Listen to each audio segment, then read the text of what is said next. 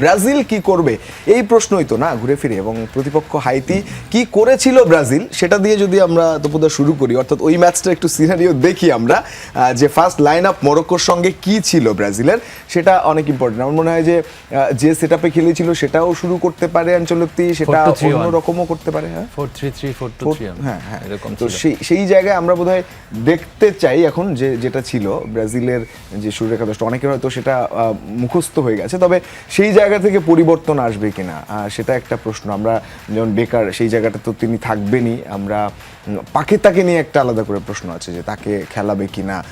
তবে আমরা এই যে লাইন আপটা পেয়ে গেছি যেটা ছিল একেবারে, এটা তো ইবানিজ, রাফিনিয়া, পাকেতা, ভিনি, থিয়াগো, নিশ্চয়ই মনে পড়ছে 4-2-3-1 এর কথা। তো এই যে মরক্কোর সঙ্গে যে সেট আপটা সেটা দেখে আপনার ওই ম্যাচটা দেখার পর কি মনে হচ্ছে যে হাইতি ম্যাচে শুরুর আমার আই থিঙ্ক শুধু রাইট ব্যাকটা চেঞ্জ হতে পারে, ড্যানেলোকে নামাইতে পারে, যে কিনা সেকেন্ড হাফে নেমে অনেকগুলো বল এবং অ্যাটাকিং অ্যাপ্রোচটা বেশি ছিল স্পেশালি রাইট সাইড দিয়ে। তো সেইখানে আমার মনে হয় যে ড্যানেলোকে নামাইতে পারে রাইট ব্যাক হিসেবে। ইভেন দো সব কিছুই ঠিক আছে, এখন আসলে আমরা এখান থেকে বলতে পারি যে অমুক প্লেয়ার, কিন্তু ইগর থিয়াগোকে রাখবে সে, কারণ সবচেয়ে মানে আমি যদি বলতে চাই সে 22টা গোল করেছে প্রিমিয়ার লিগে, এই কথাটা কিন্তু মাথায় রাখতে হবে। এবং অ্যানচেলোতি এরকম একজন কোচ আপনার বেশি শাপলিং করে না টিমের মধ্যে, তো সেই ক্ষেত্রে রাইট ব্যাকের পজিশনটা আমার কাছে একটু ডাউট লাগছে। আই হোপ ড্যানিয়েলোকে নামালে সেইখানে রাফিনা বেশি বল পাবে, এবং তার যেই উইথ বলের খেলার টেন্ডেন্সি, আসলে বল না দিলে এইসব লেভেলের প্লেয়াররা খেলতে পারে না, তো সেই ক্ষেত্রে আমার মনে হয় ওই জায়গায় চেঞ্জ থাকতে পারে। সম্ভাব্য একাদশও আমরা একটা দেখতে পারি। সম্ভাব্য একাদশ নিয়ে যেটা কথা হচ্ছে এখন পর্যন্ত যে এবারে পরিবর্তন হলেও এই ধরনের একাদশ আসতে পারে, সেটাও আমরা একটু স্ক্রিনে দেখতে চাই। এবং সেটা হচ্ছে এটা যে হ্যাঁ, আলিসন, দানিলো, মার্কিনোস, মাকালেস, সান্তোস, ব্রুনো, পাকেতা তো আছেন, ক্যাসেমিরো, আর কি 4-3-3 আসলে হবে হলো 4-2-3-1 যেটা খেলে, নো প্রবলেম একদম।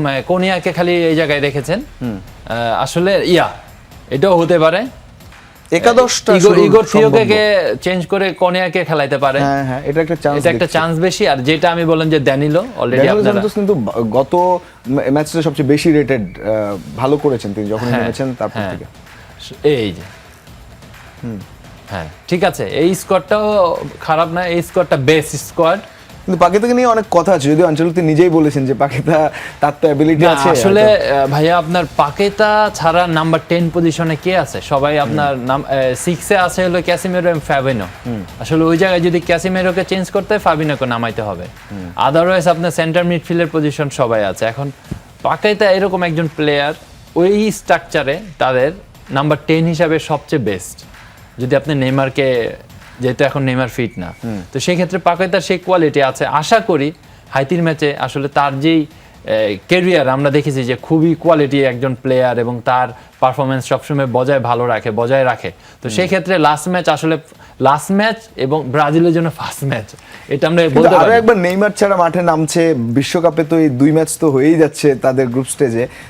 এই জায়গাটা আসলে ওভারঅল ব্রাজিলের যে ভক্তদের এক্সপেকটেশন, ব্রাজিলের নেইমারের মাঠে নামাটা কতটা গুরুত্বপূর্ণ বলে না, আসলে নেইমারের মাঠে নামাটা অনেক গুরুত্বপূর্ণ ব্রাজিলের জন্য। আসলে সবাই নেইমারকে খুব মিস করছে, এবং আমরাও মিস করছি, এবং আবেগের জায়গায় তো অনেকে মিস করছে, কিন্তু টেকনিক্যালি নেইমার কতটা টেকনিক্যালি আসলে এখন আমি গতকালকে দেখলাম যে সে আসলে ফিজিক্যাল ফিটনেস নিয়ে কাজ করছে, স্পেশালি পার্সোনাল তার ট্রেনারের সাথে।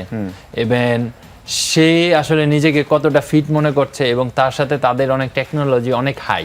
আসলে আপনাকে জিপিএস লাগানো হচ্ছে, জিপিএস লাগানোর পর আপনি কত কিলোমিটার কভার করতে পারছেন বা কত কিলোমিটার রানিং করতে পারছেন, সেই হিসাব নিলে আপনার সে আসলে ফিট কি ফিট না।